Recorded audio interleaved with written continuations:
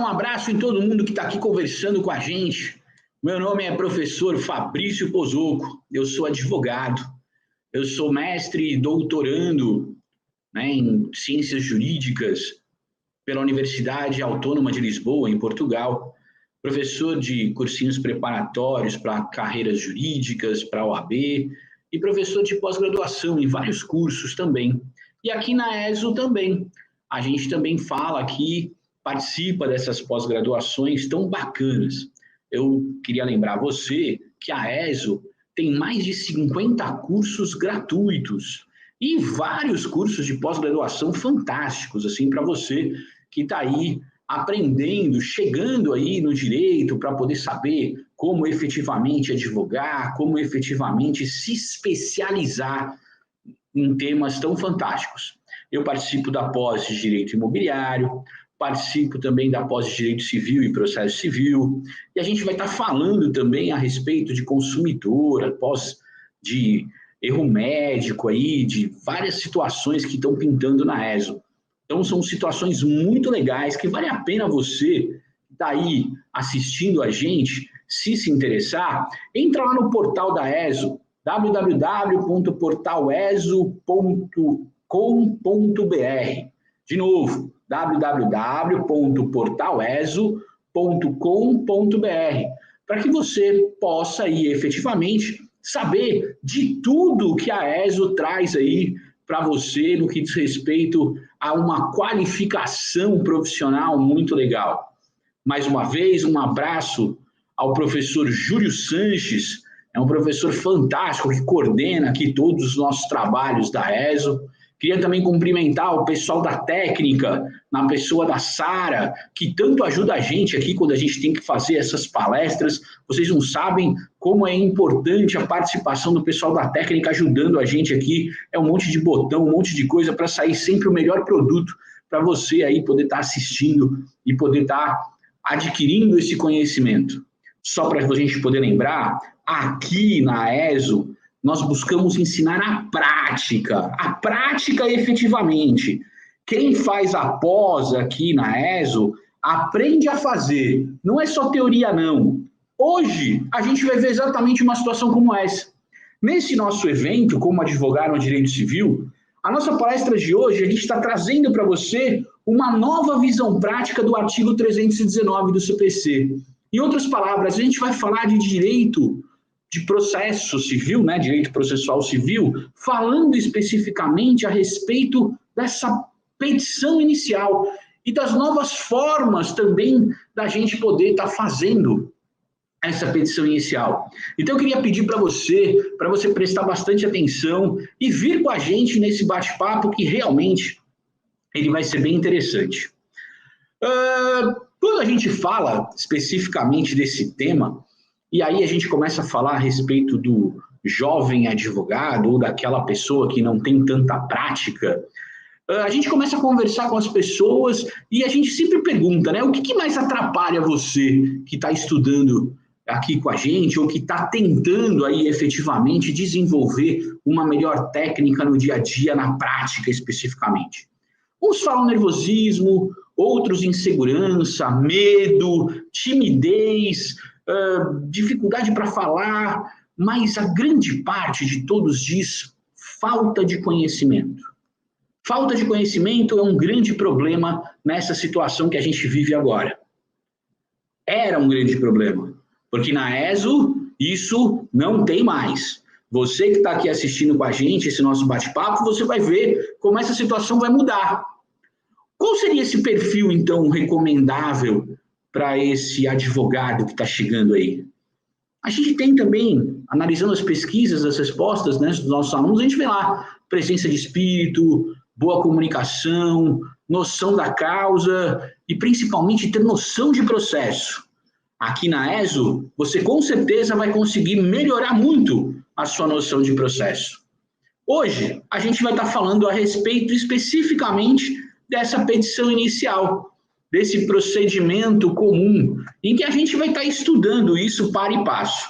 A gente tem um material que a gente preparou especificamente para você poder conseguir estar estudando com a gente a esse respeito. E aí eu vou pedir por favor, para a Sara, para a gente poder compartilhar esse material na tela, para que a gente consiga estar aqui estudando junto. Dá uma olhadinha. A gente vai falar sobre esse procedimento comum aqui, sobre essa fase postulatória. Essa situação aqui que vai da nossa petição inicial, até mais ou menos ali aquela audiência de conciliação e mediação. De uma maneira, assim, rapidamente, né, só para a gente poder entender onde nós estamos, a gente observa que a petição inicial ela vai atender às regras do artigo 319 e do 320 do CPC.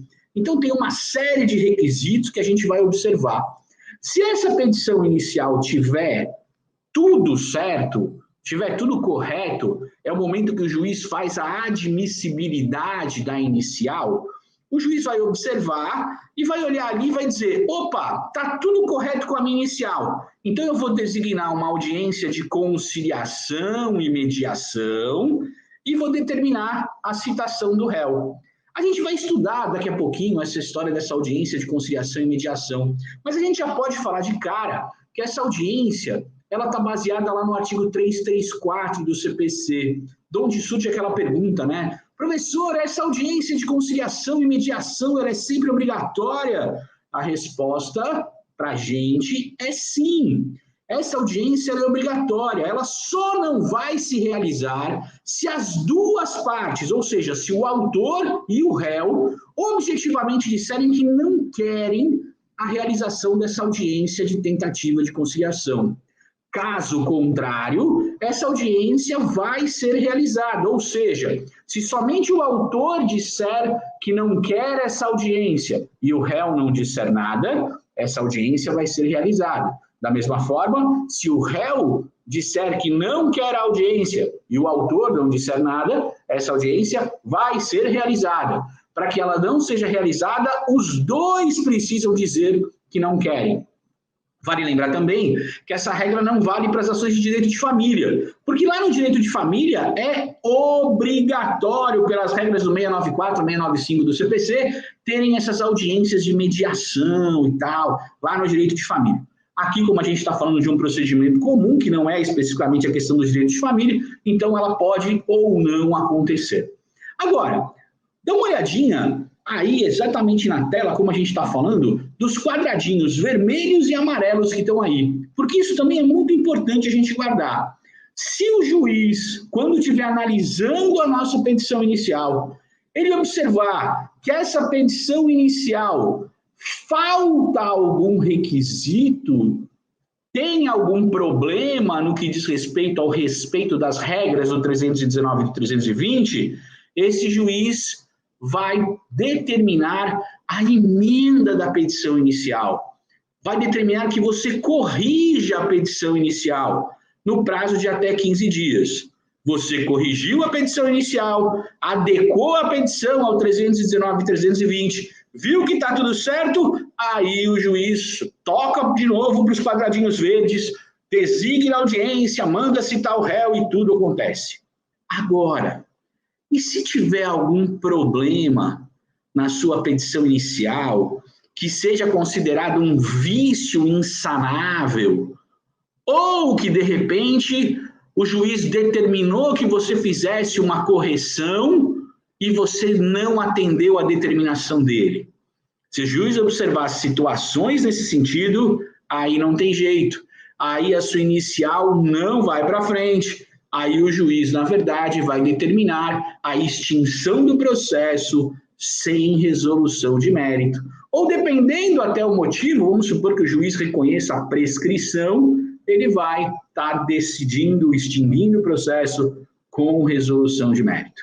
Diante de todas essas situações objetivas que a gente está colocando inicialmente para você, eu vou pedir para você voltar aqui comigo para que a gente possa efetivamente estar falando aí do nosso tópico específico, que vai ser a questão que envolve a petição inicial. Você vai perguntar para mim, tudo bem, Fabrício, eu já entendi mais ou menos esse negócio aí, mas o que é essa história da petição inicial? Então, beleza.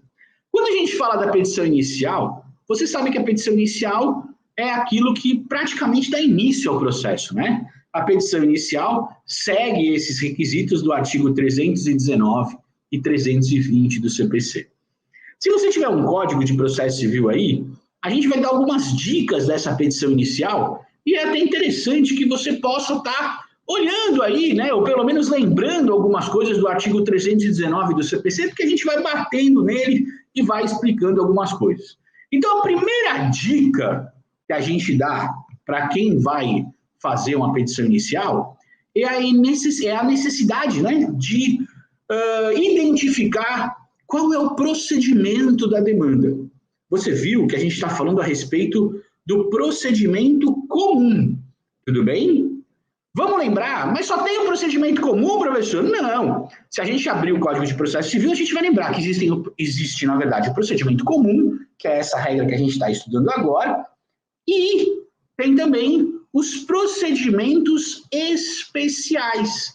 Procedimentos esses que podem ser de jurisdição contenciosa ou jurisdição voluntária, né? Ação que envolve, por exemplo, consignação em pagamento, é um procedimento especial. Ação monitória é um procedimento especial. Ação de divórcio direto agora se transformou num procedimento também totalmente específico, né? Até mesmo porque nem precisa ter agora, como a gente sabe, a aguardar a resposta do réu, isso já pode ter até tutela de evidência nessa espécie de ação. Então, a gente tem várias regras específicas, tudo bem? A respeito disso. Ou procedimento comum, ou procedimento especial. Professor, mas não tinha um negócio lá que chamava procedimento sumário, procedimento ordinário. No CPC de 2015, isso acabou. Então, a gente está falando aqui especificamente do procedimento comum. Professor, mas além desse procedimento, tem turma, olha só, o tal do procedimento sumaríssimo, né, que todo mundo falava que existia, que é aquele procedimento mais rápido e tal, aquela história toda. A gente tem aí hoje o Juizado Especial Cível, da Lei 9.099/95. Mas eu preciso lembrar que isso, objetivamente, não está no CPC, está numa legislação extravagante, ou seja, fora do Código. Então, para a gente que está conversando aqui hoje, como a ideia é uma nova visão prática do 319 do CPC, então a gente vai estar falando basicamente as informações do procedimento comum. Tudo bem? Primeira coisa que a gente está fazendo lá, a gente vai ter que identificar a história da competência, não é isso? Quando a gente está construindo essa petição inicial. Quem que é o juiz competente? Como que a gente vai identificar isso? Basicamente, turma, a gente vai olhar a questão da competência, né, o tal do endereçamento da petição inicial, a gente vai observar duas coisas rapidamente. Competência funcional, para poder saber hierarquicamente para onde vai. Geralmente, a nossa petição inicial vai para o juízo de primeiro grau, aquilo que a gente chama de juízo de piso, né, ou seja, o primeiro juízo, né, da causa, aquele juiz da vara cível, tudo bem? E a gente vai olhar também, importante, a competência em razão da matéria, para que a gente consiga ver efetivamente qual vara especificamente vai se tratar dentro da justiça cível, né? É vara cível, é vara de família, é vara da fazenda pública, quando a gente vai mover uma ação contra aí o Estado, o município, especificamente como vai ficar isso, né? Além da questão do que a gente chama do critério territorial, para a gente definir especificamente a comarca. De que comarca a gente está falando? Comarca da capital, que tem vários foros regionais, é da comarca, de repente, de Campinas, no interior do estado, é da comarca de Santos, no litoral do estado de São Paulo, enfim, para a gente poder analisar aí efetivamente qual vai ser, ou para onde vai ser endereçada a nossa petição inicial e o tal do nosso juízo.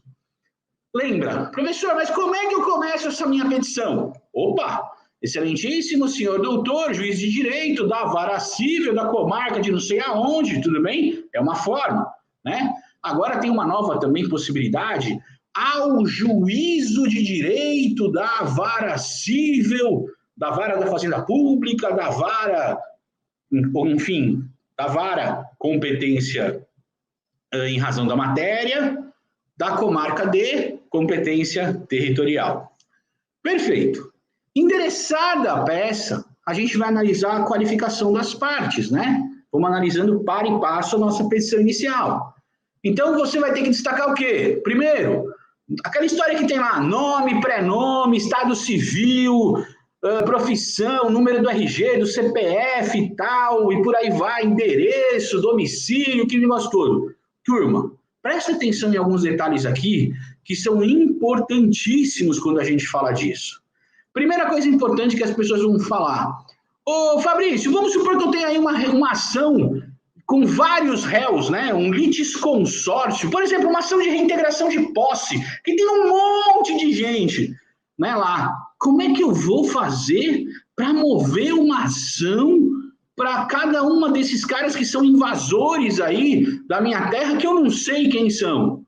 Opa, nesse caso específico, por exemplo, vamos supor que o movimento sem terra invadiu a sua fazenda ou a fazenda do seu cliente. Como é que você vai resolver essa situação? Vai mandar citar quem? Opa, a ideia interessante é que você vai mandar citar os líderes do movimento. Isso pode acontecer sim. Na prática, inclusive, quando o oficial de justiça chegar lá para poder citar os líderes do movimento, ele pode fazer isso até com um megafone, sem nenhum tipo de problema. Tudo bem? Professor, mas e se eu só sei que o líder do movimento é o seu João? E eu não sei mais nenhuma identidade dele, eu não conheço mais nenhuma situação dele, nenhum documento, nada. Como é que eu faço? Opa, não tem problema nenhum. Nesse caso específico, você vai descrever fisicamente o seu réu e o local onde ele se encontra. Então, você vai dizer, o seu João fulano de tal, é uma pessoa assim, assim, assado, de cor tal, com cabelo tal, de altura tal, peso aproximado tal, geralmente está com a camisa da cor tal, e fica geralmente na esquina da rua tal, com a rua tal, no bar do seu fulano de tal, e assim especificamente. Você vai dar todas as características físicas desse réu e o lugar em que ele se encontra. Isso também é possível de ser feito. Aí você vai dizer assim, peraí, professor, tudo bem, isso aí já entendi. Mas vamos supor que a pessoa viva em união estável. Eu posso dizer lá que a pessoa vive em união estável na minha petição inicial? Se você tiver como provar essa situação, sem problema nenhum. Você vai dizer, né? Está lá, via judicial, né? Ou via extrajudicial, se existe essa ideia da união estável, perfeitamente, sem nenhum tipo de problema. Mas se não existe, e se eu só sei porque o Joãozinho falou, aí não dá, turma, porque união estável, ou o famoso, aspas, convivente, não é estado civil, turma, certo? A gente não tem ele como estado civil, né?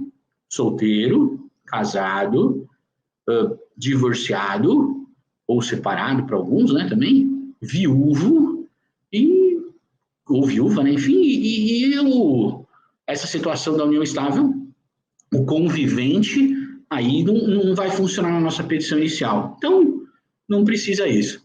Professor, não tenho todos os dados do meu réu. Não tenho esses dados aí. O que eu faço agora? Como é que eu vou fazer esse negócio aí? Opa, não tenho os dados do réu? Tudo bem. Você vai poder pedir para o juiz, inclusive, expedir ofício, tá? Ou expedir lá, fazer as consultas do Infojude, fazer as consultas do Bacenjude, ou fazer consultas aí aleatórias para conseguir alguns números de documentos ou endereços que são importantes.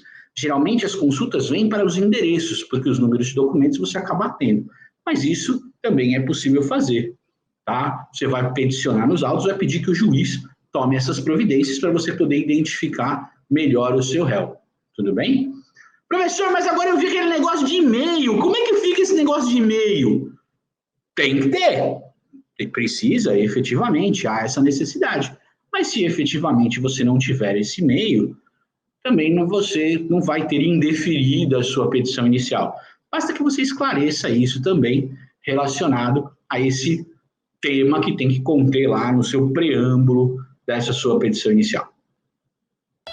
Olá, querido aluno, querido aluna da ESO Cursos. Eu sou o professor Tiago Menegaldo, advogado especialista em Direito Material e Processual do Trabalho e tenho a honra de compor o corpo docente dessa renomada instituição, que sempre nos confia as ementas e nos cobra, é isso mesmo, nos cobra para que nós possamos trazer para a sala de aula a prática da advocacia. Sou profissional de RH, já atuei em RH por mais de 13 anos, também sou diplomado em segurança do trabalho, o que me permite falar com uma certa propriedade questões de normas regulamentadoras, meio ambiente do trabalho, acidente do trabalho. Você não vai se arrepender de estudar com a gente.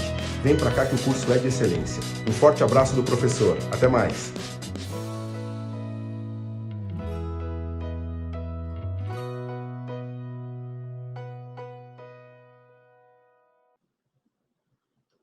Até aqui, sem muita dúvida. Até aqui, tranquilo.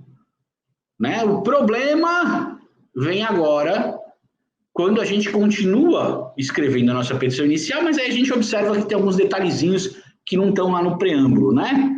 Exemplo clássico. A petição inicial, você sabe que tem que vir acompanhada de uma procuração, não é isso? Que vai conter os endereços do advogado, o endereço eletrônico, aquela história toda. Então, o advogado tem que ter endereço? Tem que ter endereço. Não adianta só dizer assim, ó, eu sou advogado fulano de tal, meu telefone, WhatsApp, Telegram é número tal, e o meu e-mail é tal coisa. E o seu escritório funciona onde? Não tem isso? A lei diz que tem que ter. O artigo 287 do Código de Processo Civil é claro em dizer que tem que ter. Não vai precisar ter se for representado pela Defensoria Pública, pelo Ministério Público, enfim, né? Mas se não, tem que ter lá, não tem jeito. Então, a sua inicial tem que vir acompanhada de procuração, que vai ter os endereços do advogado, eletrônico, físico e tal, aquela história toda, né? Até aqui, tranquilo. Então, você precisa colocar endereço, certo? Para não ter esse problema. Depois que você fez lá, especificamente, essas qualificações das partes, aquela coisa toda, né? Você tem que lembrar de alguns detalhezinhos importantes também. Seu cliente é beneficiário da gratuidade de justiça? É ou não? Se o seu cliente for beneficiário da gratuidade de justiça, você tem que lembrar lá de ter esses documentos específicos e falar na sua petição inicial a respeito disso, né? Então, tem que lembrar lá as questões que envolvem a gratuidade de justiça, nos termos do artigo 98 e seguintes do Código de Processo Civil. Professor, qual é o valor específico para a gratuidade de justiça? Vamos lembrar, turma. Geralmente, né, a gente está falando aí de uma comparação rápida com a mesma situação que se utiliza a Defensoria Pública para poder se utilizar desse comparativo. Então, a gente está falando de 3 salários mínimos. Isso é o que acontece geralmente em São Paulo, isso é o que acontece geralmente no Rio de Janeiro, isso é o que acontece geralmente nas grandes capitais. Agora, no Rio Grande do Sul, por exemplo, a gente vai falar de gratuidade de justiça para quem recebe até 5 salários mínimos. Já existe decisão que fala de até 10 salários mínimos. Então, a gente tem que tomar um pouquinho de cuidado com isso, porque a gente precisa observar as regionalidades específicas de cada caso. Mas, basicamente, a gente está falando de 3 salários. Se o seu cliente não for beneficiário da gratuidade de justiça, você vai ter que recolher as custas processuais, tudo bem? E aí, cada estado tem a sua regra específica para recolhimento de custas. Já existe uma tabelinha pronta para você poder calcular percentuais sobre o valor da causa. Outra coisa importante que você precisa observar quando você estiver fazendo a sua petição inicial é se o seu cliente tem prioridade na tramitação dos processos. Se o seu cliente, de repente, é maior de 60 anos, para poder se utilizar das prerrogativas do Estatuto do Idoso. Se o seu cliente é criança e adolescente, para poder se utilizar das prioridades do artigo 152 do ECA. Se o seu cliente atende alguns requisitos do artigo 1048 do Código de Processo Civil, se ele tem alguma doença grave, que também pode ser utilizada pelas regras do 1048. Então, tudo isso é importante para você ver sobre a prioridade na tramitação. Mas, professor, prioridade na tramitação é algo importante? Muito importante, turma, porque se você efetivamente, no abarrotado do Poder Judiciário, tiver a oportunidade de pedir essa prioridade, o negócio começa a funcionar bastante, até mesmo porque hoje os processos são eletrônicos e funcionam aí de uma maneira muito mais rápida do que os processos físicos por papel. Além disso, a gente tem que lembrar também como nós vamos redigir efetivamente os fatos e os fundamentos jurídicos do pedido. E talvez isso também é bem importante para que a gente consiga se entender aqui nesse nosso momento, desse nosso bate-papo.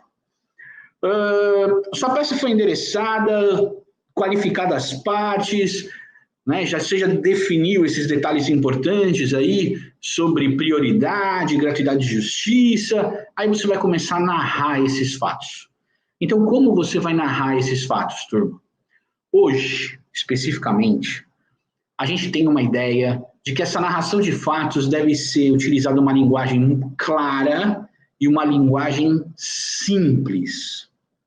Você precisa narrar os fatos através de uma sequência que seja cronológica, ou seja, observar o tempo que as coisas aconteceram, e uma sequência coerente, que as pessoas consigam entender o começo, o meio e o fim daquilo que você está narrando. Você pode ser um cara técnico, sem nenhum tipo de problema, mas o que você não pode ser é rebuscado ao extremo. Você não pode querer utilizar o tempo todo do tal do latim, a peça inteira. Isso, na verdade, não se utiliza mais. Isso fica extremamente cansativo, principalmente para aquele que julga o seu processo, que é o juiz. Quanto mais simples for o seu pedido e mais focado for a sua tese, essa situação melhora bastante. Então, a gente tem que lembrar de alguns detalhezinhos importantes. Primeira coisa, quando a gente fala de fatos e fundamentos jurídicos do pedido, a gente não está falando de artigo da lei. A gente não está querendo dizer que você é obrigado a colocar todos os artigos da lei que atendem o seu cliente.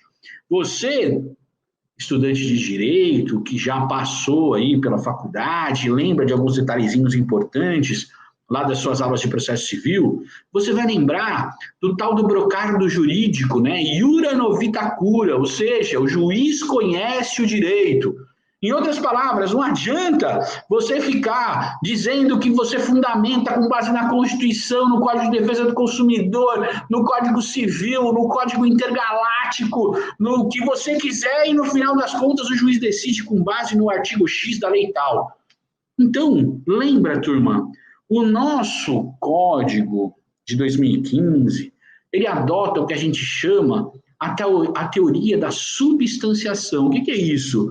Os fatos vão integrar a causa de pedir, seja ela próxima, seja ela remota.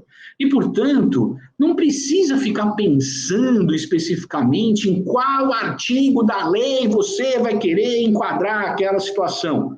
Não adianta colocar 200 artigos da lei e, no final das contas, você não utilizar todos esses artigos, né? A gente vê muito isso nas peças. Vem perante Vossa Excelência com fulcro nos artigos, blá, blá, blá, blá, blá, blá, blá, blá, blá, e coloca 200 artigos lá, e no final das contas, na sua petição inicial, não tem nada a ver com aquilo que você colocou. Então, seja objetivo, seja aí efetivo, essa é a palavra, seja efetivo naquilo que você está produzindo. Então, você não precisa correr atrás de inúmeros artigos de lei, você só precisa conseguir descrever tudo aquilo que aconteceu. E a partir daí, você vai observar que o juiz vai ser muito mais assertivo nas decisões que ele vai tomar para o seu cliente.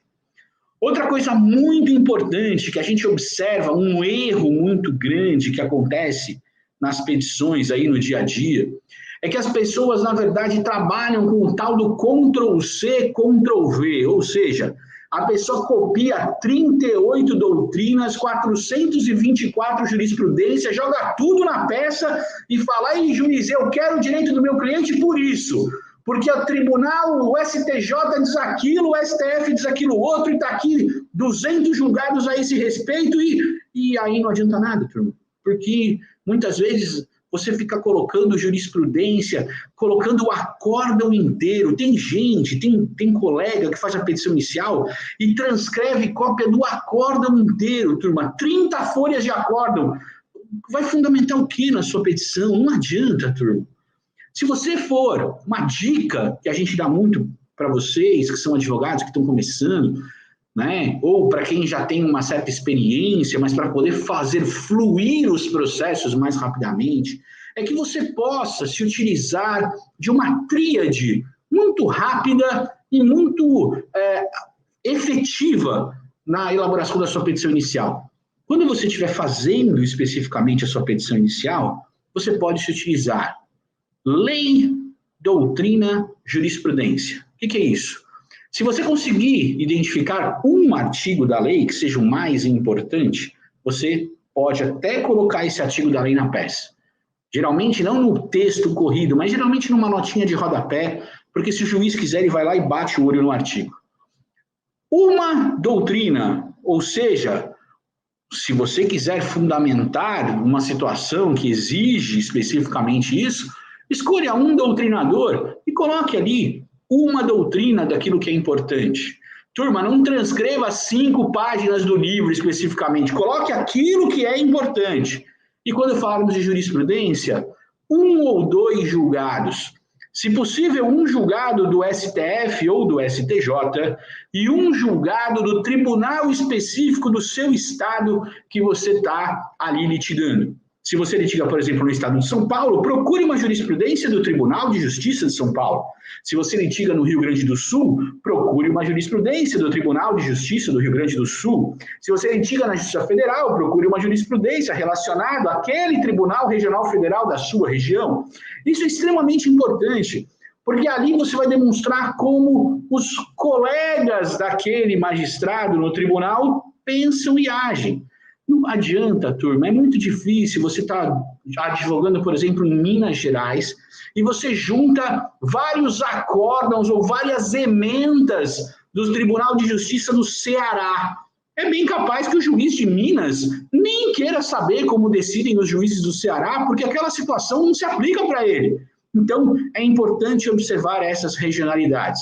E quando for transcrever a jurisprudência, observe a ementa, observe um trecho do voto que é importante para você, não saia transcrevendo acórdãos integrais ou vários pedaços desses julgados que não são importantes para a sua causa.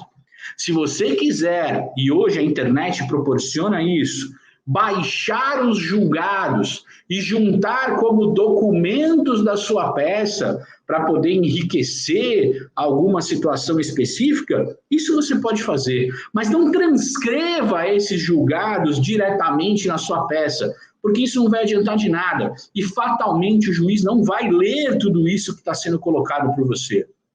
Uma outra coisa extremamente importante para a gente poder falar se refere às questões de tutela de urgência e tutela de evidência.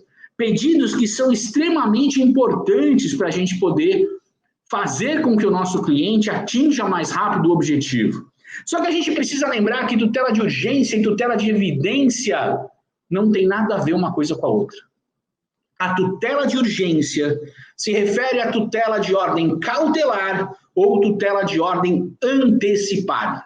Quando a gente fala de tutela cautelar, a ideia é resguardar a possibilidade de discutir um direito em um outro momento processual. É o que acontece, por exemplo, naquelas situações rápidas, né, que exigem intervenção rápida, da questão do marido vir a agredir a esposa.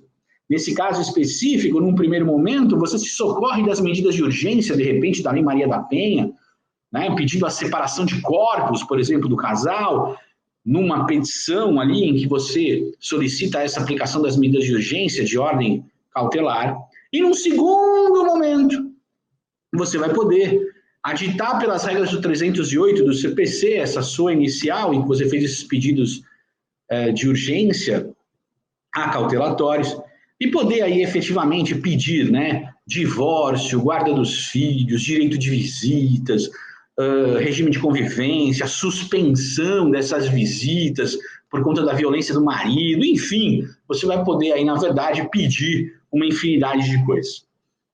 Tutela antecipada é um pouquinho diferente. Na tutela antecipada, nós temos o adiantamento dos efeitos da sentença de mérito. Aquilo que você está pleiteando lá na sentença, por conta das provas que você tem e da objetividade que você tem, o juiz pode adiantar os efeitos da sentença para você. É o exemplo clássico da história da guarda, né? Do direito de visitas, enfim, em que o pai faz esse pedido, demonstra que tem ali uma situação muito boa ali com os seus filhos, que não causa risco a eles, mas que por conta de uma situação, por exemplo, de um câncer terminal, ele quer, na verdade, visitar os seus filhos, ou pelo menos ter um contato com eles, certo? Então, o juiz pode deferir a antecipação dos efeitos da tutela.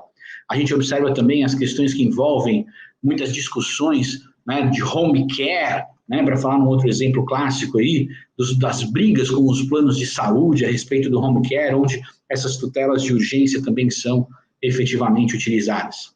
Para as tutelas de urgência, a gente precisa analisar os requisitos do fumus boniuris e do periculum in mora. Fumus boniuris, a tal da fumaça do bom direito, a tal da aparência do direito, e periculum in mora, a ideia do perigo, da demora, da situação de urgência, ou seja, esses elementos são embasados para a questão da tutela de urgência. Só que quando a gente fala de tutela de evidência, isso não tem nada a ver, turma. Quando a gente fala sobre tutela de evidência, a tutela de evidência está prevista nos artigos 311 e seguintes do CPC. Ali não importa fumus boniuris, ali não importa periculum in mora, ali não importa nada disso.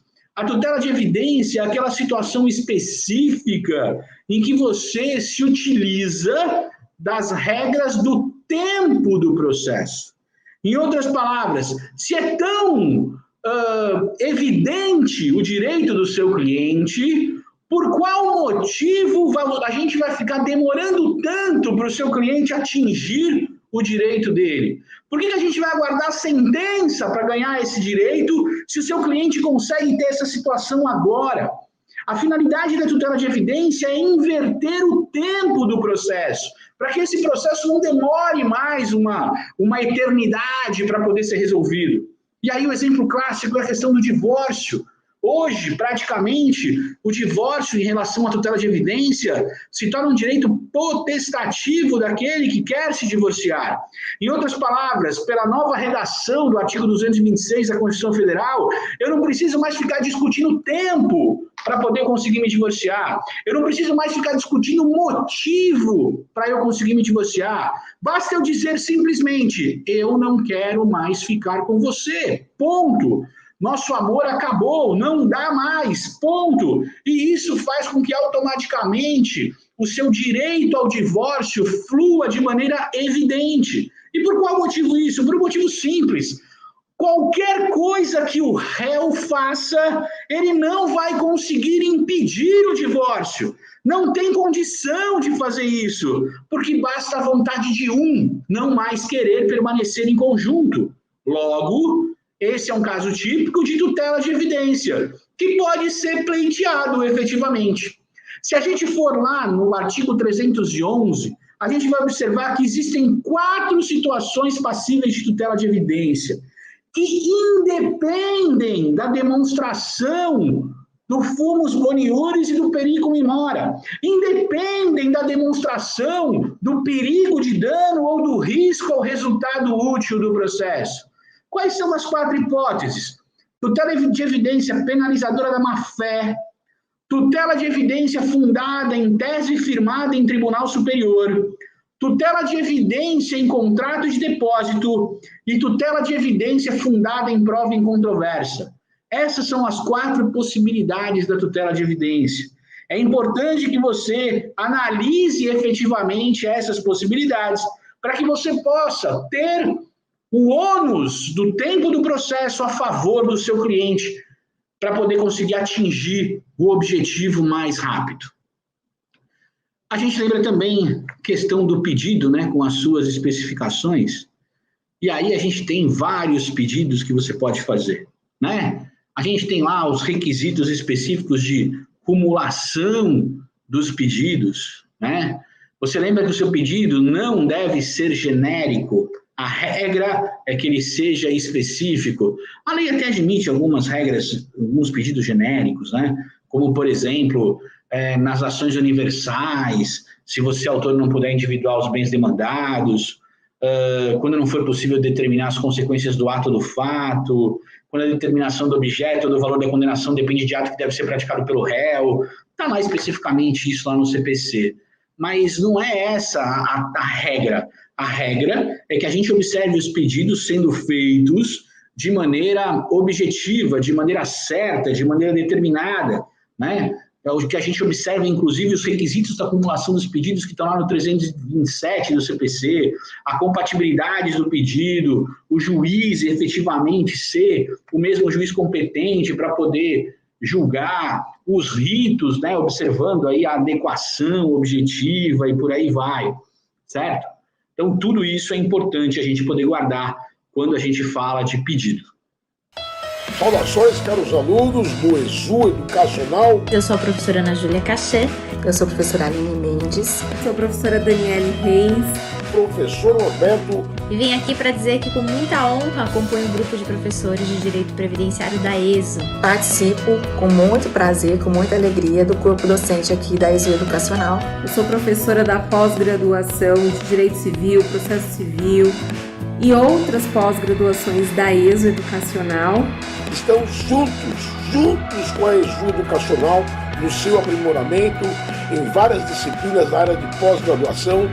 E eu te convido a vir participar das pós-graduações, a vir conhecer a ESO, que é um excelente instituto educacional para o seu crescimento acadêmico, profissional. E eu tenho certeza que vocês vão adorar. Fica aí o convite para que vocês possam ser nossos alunos. Eu espero vocês. Um beijo grande.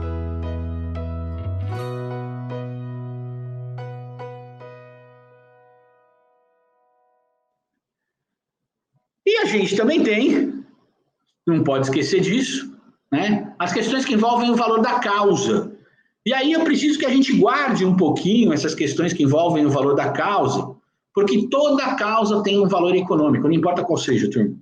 Se você for lembrar um pouquinho, você vai no artigo 292 do CPC e você vai analisar uma série de fatores que estão lá referente ao valor da causa. Isso você vai observar lá de maneira objetiva. Mas independente desse 292 do CPC, pode acontecer de ter lá uma causa que não tem esse valor específico, né? Por exemplo, a ação de guarda de menor, né? Ação de regulamentação de visitas. Ô, professor, qual é o valor da causa desse negócio aí? Aí não tem jeito. Aí você vai ter que arbitrar um valor econômico qualquer. Pode ser R$1, professor? Pode, não tem nenhum problema. Não há uma situação que lhe impeça de arbitrar o valor de R$1. Só que lembra que, geralmente, turma, esse valor da causa é utilizado como parâmetro para sucumbência. Então, se você der R$1, talvez seja um pouquinho mais difícil para poder calcular a eventual verba de sucumbência ou estabelecer algum parâmetro lá pelo juiz, enfim, tudo isso. Mas talvez seria interessante, nessas causas que não têm aí valor econômico específico, você arbitrar lá R$1.000, R$5.000, enfim, valores que são aí equacionados somente para poder fazer esses cálculos aí de custas processuais que você vai recolher, né? Então, todos esses detalhes é importante. A ação que a gente acabou de falar, a gente tem que lembrar dos documentos essenciais da propositura da demanda, né? Documentos esses que são importantes você poder estar analisando e juntando já com a sua petição inicial. Por que tudo isso é importante? Porque lembra daquele quadro que a gente falou que o que o juiz podia fazer se existisse um vício sanável, iria mandar emendar a sua inicial, se fosse um vício insanável, iria extinguir o processo. Lembra? Tudo isso é extremamente importante para que o juiz simplesmente observe todas as regras, veja que sua petição inicial deve ser admitida e assim posicione efetivamente determinando a citação do seu réu e a designação da audiência de tentativa de conciliação ou audiência de mediação. Aí você vai fazer a pergunta, ô professor, mas pera um pouquinho. Tudo bem, eu entendi tudo isso aí. Mas aquela história lá do pedido de tutela provisória, né, de urgência, de evidência e tal, e se eu fiz o pedido e o juiz indeferiu? Não está naquela regrinha lá que o senhor colocou, naquele quadro. Então, se eu fiz esse pedido e o juiz indeferiu, o que eu faço? Você vai poder se utilizar efetivamente de um recurso chamado agravo de instrumento. Um recurso que está previsto no artigo 1015 do CPC, que é endereçado diretamente no tribunal, tem prazo de 15 dias, tem que recolher custas, todo um detalhe importante. Professor, mas você não vai falar desse recurso? Até vamos, a gente não vai falar aqui agora, porque aqui a gente está falando da nova visão prática do 319 do CPC, da petição inicial. Mas isso a gente vai estar falando nos cursos de pós-graduação do ESO.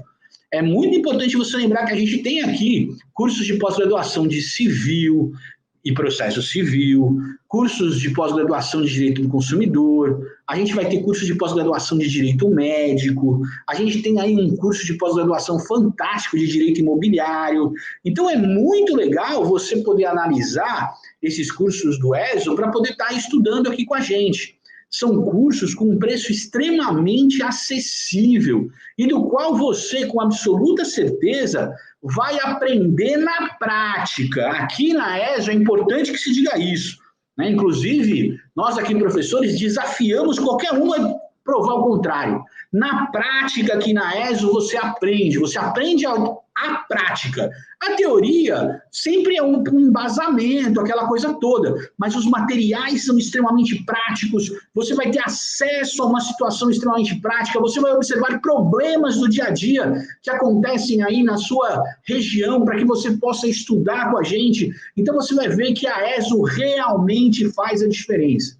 Quem estuda com a ESO realmente faz uma diferença muito grande. E além de tudo isso, você já tem um monte de cursos gratuitos que você pode fazer, mais de 50 cursos. Se você não conseguir lembrar de tudo isso, acessa lá o site, acessa lá o portal, www.portaleso.com.br, www.portaleso.com.br. Ou liga lá, dá uma telefonadinha, fala com a Sara, fala com o pessoal lá que vão ter o maior prazer em poder explicar para você todos os detalhes. A plataforma é fantástica e você vai adorar esses cursos. Mas vamos voltar para cá, tá? O agravo de instrumento a gente vai estudar num outro momento, num outro curso de pós-graduação aqui da ESA. Hoje é só um bate-papo relacionado à nossa petição inicial. Ô, professor, tudo bem, então eu estou nessa audiência aí. E como é que funciona essa audiência aí? Então eu vou pedir, por favor, para a Sara compartilhar o material de novo, para a gente poder falar um pouquinho da audiência. Sara, ajuda aí a gente. Olha só, quando a gente fala da audiência, a gente observa aqui efetivamente como esse negócio vai funcionar. A gente tem a audiência de conciliação e a audiência de mediação. Na audiência de conciliação ou de mediação, se tiver um acordo, o juiz homologa, né? Vai dizer, tá tudo certo, homologo aqui, tá tudo bem. E se não tiver esse acordo, turma? Se não tiver esse acordo, aí o réu, no prazo de 15 dias, vai apresentar a sua defesa, a sua resposta. E você sabe lá, já quando você estudou, né? Contestação, reconvenção e, efetivamente, as discussões sobre impedimento ou suspeição do magistrado. Isso também vai poder ocorrer. Posteriormente a isso, o autor, no prazo de 15 dias, vai poder apresentar a réplica, né, que é a resposta do autor àquela defesa que foi apresentada, e isso vai parar na mão do juiz para ter todo lá uma decisão de saneamento ou um julgamento antecipado do mérito, tudo isso.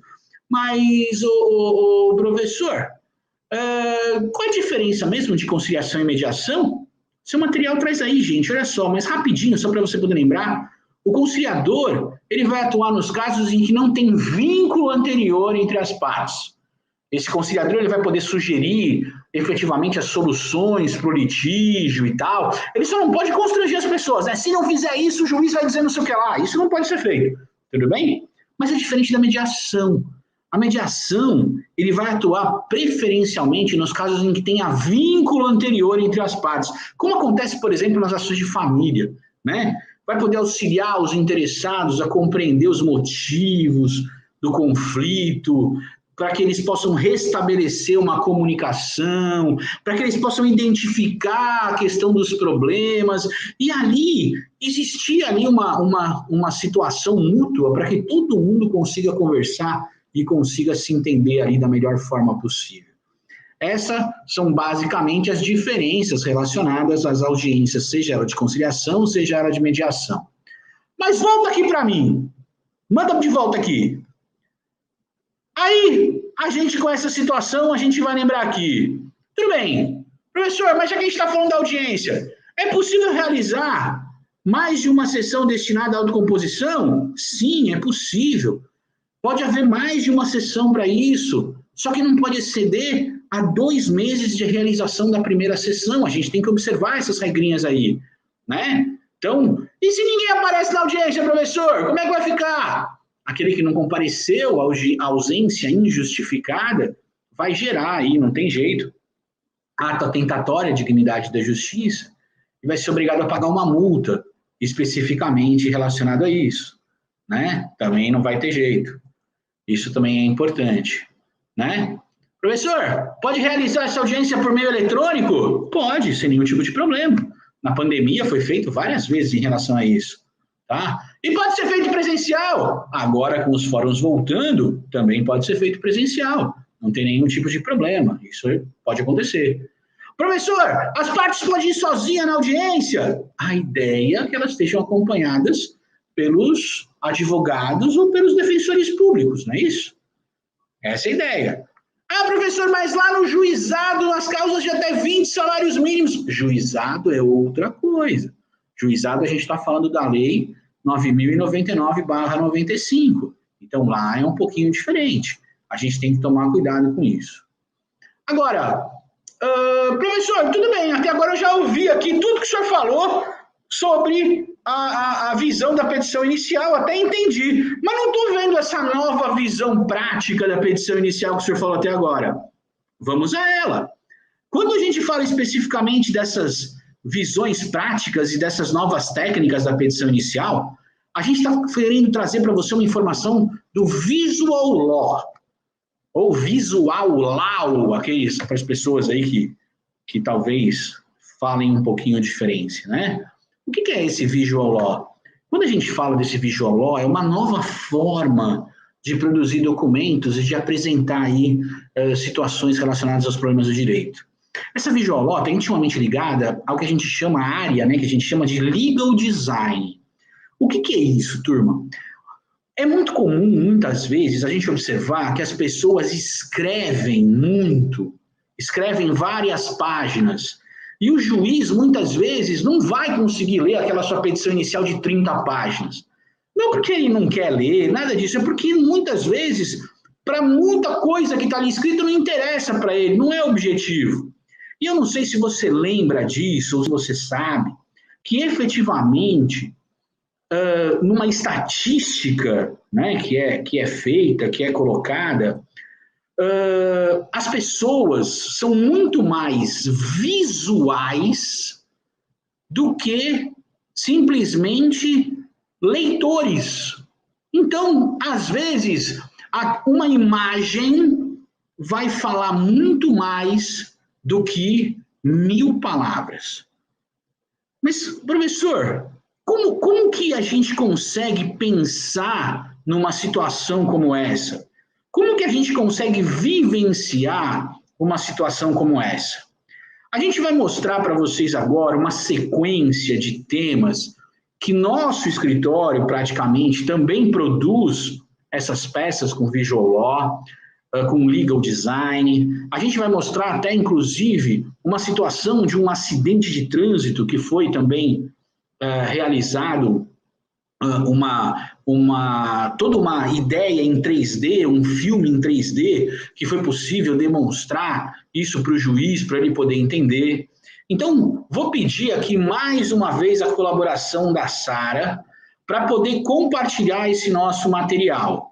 Então, dá uma olhadinha aqui, turma, olha só. Isso aqui é um exemplo hoje de procuração feita com legal design. Olha só, uma procuração adjudícia, que é feito aqui colocando, né, quem é efetivamente a pessoa que está sendo o outorgante, quem está sendo a outorgada, os poderes que são colocados, e aqui, inclusive, até um QR Code para poder estar mostrando toda essa situação, né? E uma assinatura ali específica, reconhecendo firma de maneira digital também, pelos cartórios. A gente tem aqui, por exemplo, uma declaração de hipossuficiência, aquela ideia de declaração de pobreza, né? Muito comum que as pessoas se utilizam para poder falar ou para poder avaliar as questões de pedido de gratuidade de justiça. Também é muito comum isso acontecer no dia a dia. A gente tem aqui, turma, olha só, uma petição inicial de indenização, tá? Petição inicial de indenização. Dê uma olhadinha que em uma página, praticamente, essa petição inicial ela tinha 2 páginas, né? Mas a gente trouxe aqui para você, olha só, com um visual law, a ideia do legal design que foi feito. Aqui o endereçamento, o nome da ação, a linha do tempo dos acontecimentos, a identificação das partes aqui, ó, quem é o autor, quem é o réu, o valor da causa aqui em cima, tá? Qual foi a situação, ou seja, a cronologia dos fatos aqui, ó, réu vende produto que viola a patente do autor, a questão do direito à propriedade industrial que está aqui colocado, aqui especificamente a ilustração do caso, ó, mostrando a patente que foi colocada e o vício. A gente tem aqui os pedidos específicos, por isso que a gente diz que o pedido em 2 folhas, porque aqui só tem um pedido só, né? A gente tem aqui a questão do dano moral, que foi colocado aqui, e dentro desse quadradinho azul aqui, ó, a gente tem os julgados que são aplicáveis ao caso, né? Ou seja, exemplos de jurisprudência que são aplicáveis ao caso. Então, você tem aqui colocado uma situação como essa. Repara, isso é uma inicial, especificamente assim. A gente tem a questão do acidente de trânsito, né? E aí a gente tem a ideia aqui de mostrar especificamente que 90% do cérebro é visual, né? Então, a gente tem aí a ideia, e aqui a gente traz especificamente o videozinho que foi feito. Aqui é uma situação que você observa, ó, isso aqui é um veículo, um Mustang, que acabou sofrendo um acidente, e a seguradora disse que o veículo vinha em alta velocidade e não quis pagar porque o veículo teria aí causado uma quebra do eixo.